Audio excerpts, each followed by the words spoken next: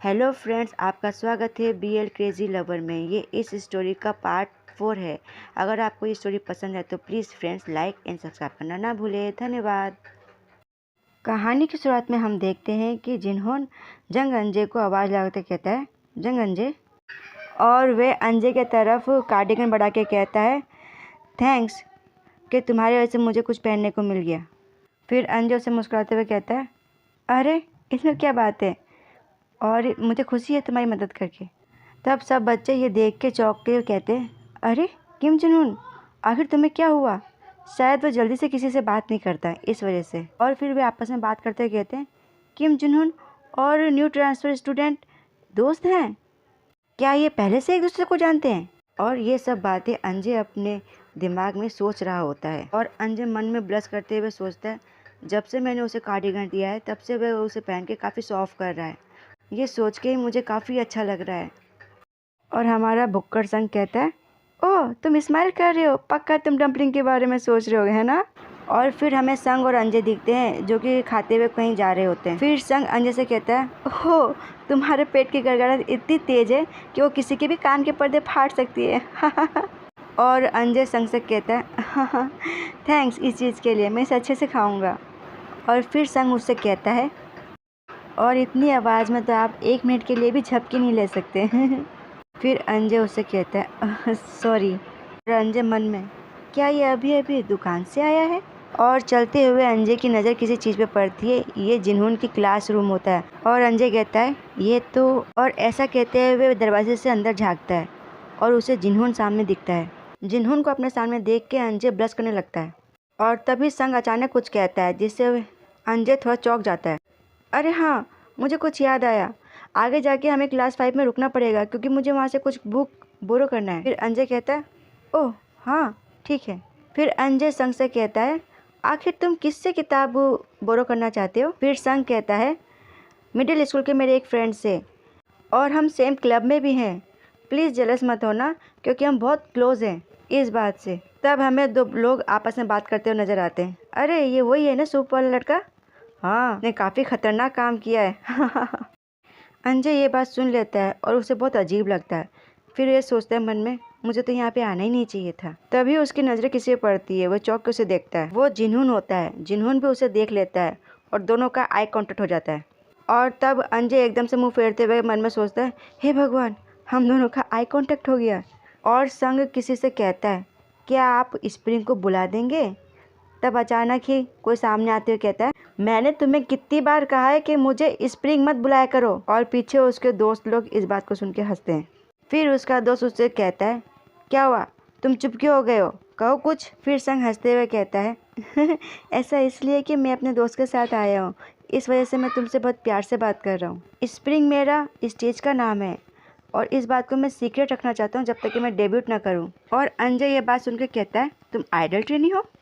फिर संग उसे मोबाइल में दिखाते हुए कहता है, नहीं ये आइडल ट्रेनिंग नहीं है क्योंकि इसकी कोई एजेंसी नहीं है, ये बस अपने से ही अपने ऊपर काम कर रहा है, तो शायद ये अभी अगले साल तक ये रैंकिंग में भी आ जाए। और ये MC स्प्रिंग के नाम से भी सोशल मीडिया में काम कर रहा है और इसके काफ़ी फॉलोवर्स भी हो गए हैं।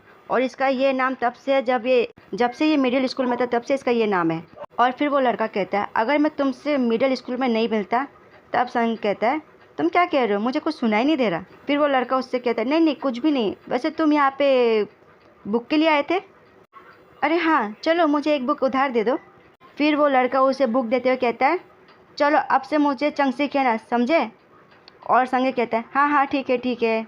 और अंजे जिन्होंने को देख खोजते हुए कहता है, अरे वो यहाँ पे नहीं है। फिर संग अंगे को अपना नाम के बारे में बताते हुए कहता है, मेरे दादाजी ने मेरा ये नाम रखा था, उनको ये लगता था कि मेरा नाम जितना भद्दा होगा वो उतने ही दिन ज़्यादा जी पाएंगे।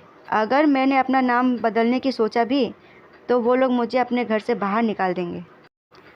तब मैंने इसका नाम स्प्रिंग रख दिया क्योंकि ये स्प्रिंग जैसा है। और इसे भी ये नाम बहुत पसंद है क्योंकि ये देखने में कठोर लगता है पर यह है बहुत नरम दिल। और ये एक स्टेज फाइटर है। ये एक रैपर बनना चाहता है और साथ में स्टेज फाइटर भी है। यह तो बहुत ही मुश्किल काम है। और फिर हमें म्यूज़िक की आवाज़ आती है, भीनी भीनी। किम जिनहून ने 6 पीरियड तक कार्डिगन नहीं लाया।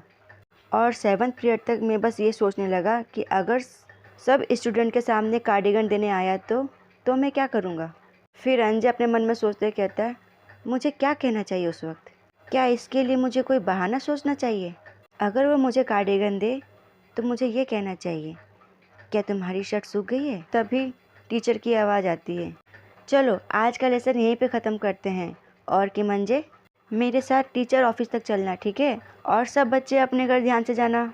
फिर टीचर के ऑफिस में टीचर उससे कहते हैं, तुमसे क्लास लीडर के ऊपर सूप गिरने के बारे में मैंने सुना, क्या वहाँ कोई ऐसा था जिसने तुम्हें परेशान किया हो। फिर अंजय कहता है, नहीं, मुझे वहाँ पे किसी ने कुछ नहीं कहा। फिर टीचर अंजय से मुस्कुराते हुए कहते हैं, ओह ये बड़ी अच्छी बात है, अगर कोई परेशानी हो तुम्हें तो मुझे बता देना, ठीक है, अब तुम जा सकते हो। और अंजय कहता है, ठीक है सर। बेचारा अंजय सीढ़ियों से जल्दी जल्दी उतरते हो जाता है, जिससे वो काफ़ी थक जाता है और वह मन में सोचता है, जब मैं यहाँ पे नहीं था, मेरे जाने के बाद अगर किम जुन उन आया हो तो क्या करूँ मैं। और उसकी हालत देखो, बेचारा कितना थक गया है।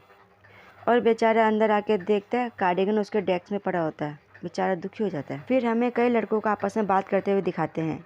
उनमें से एक कहता है, संजू वुसुंग में अल्फ़ा रीडिंग कैसे होता है। फिर वो लड़का उसे जवाब देके कहता है, तुम्हें क्या लगता है वुसुंग ईजी है, पर मैं अल्फ़ा में थोड़ा ज़्यादा अच्छा अल्फ़ा हूँ।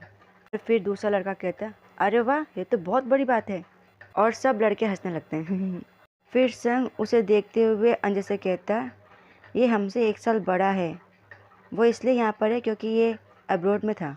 मुझे लगता है इसका अल्फ़ा होने का टेस्ट हुआ है क्योंकि ये कल 18 साल का हो गया है। फिर संग अंजय से पूछता है, अंजय तुम्हारा बर्थडे कब है। फिर वो अपने बारे में बताता है, मैं अक्टूबर के 10 तारीख को पैदा हुआ हूँ, मुझे लगता है मुझे 1 साल तक पूरा इंतज़ार करना पड़ेगा। और अंजय अपना बर्थडे बताता है दिसंबर 23 तारीख, और ये छुट्टियों से ठीक पहले का दिन है, तुम्हें हमारे ग्रेड से पहले जज किया जाएगा। तब कोई उसी लड़के को कहता है, तुम साधारण अल्फ़ा के मुकाबले में ज़्यादा अच्छे हो, है ना, और क्या तुम किसी ओमेगा से मिले हो, हाँ हमें बताओ। तब वो लड़का हंसते हुए कहता है, आज रात को मैं ट्राई करता फिर तुम्हें बताता हूँ, ठीक है। फिर बेवकूफ़ चोई तेंगुन फिर से अपना मुंह खोलता और बकवास करता है, आज रात का क्यों इंतज़ार करना, जबकि यहाँ पे इसी वक्त इतने सुंदर ओमेगाज हैं। संग चुपचाप से उन लोगों की बकवास सुनता है और अंजय के सर में घंटी बजती है। आखिर इन लोगों किसने कहा कि हम लोग ओमेगाज हैं। फिर चोई कहता है, क्या मैं मेल ओमेगा को चेक करके देखूं। और वह अंजय को देख के कहता है, मैं सोच रहा था आखिर तुम इतने सुंदर क्यों हो।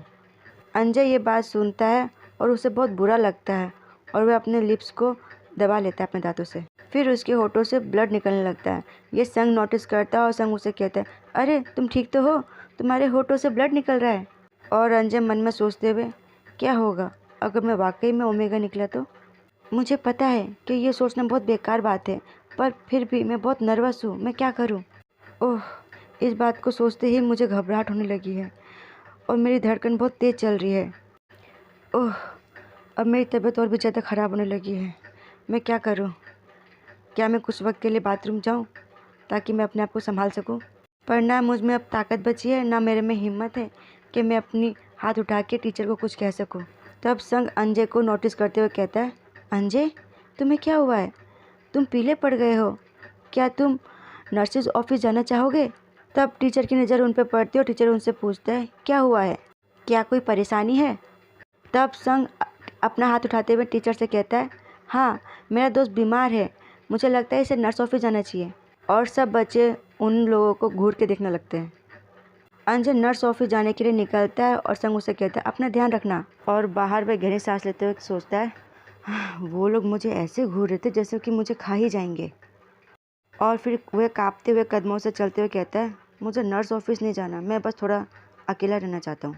तब वह एक कमरे के पास जाता है और वहाँ का दरवाज़ा खोलता है। दरवाज़ा खुलते ही धूल उड़ने के कारण शायद उसे खांसी होने लग जाती है और वह खांसते हुए ऊपर देखता है, वहाँ पे जिन्हुन होता है। जिन्हुन उसे देख के चौंक जाता है और अंजय भी उसे देख के चौंक जाता है। और यहीं पे ये स्टोरी होती है समाप्त। प्लीज़ लाइक एंड सब्सक्राइब करना ना भूलें।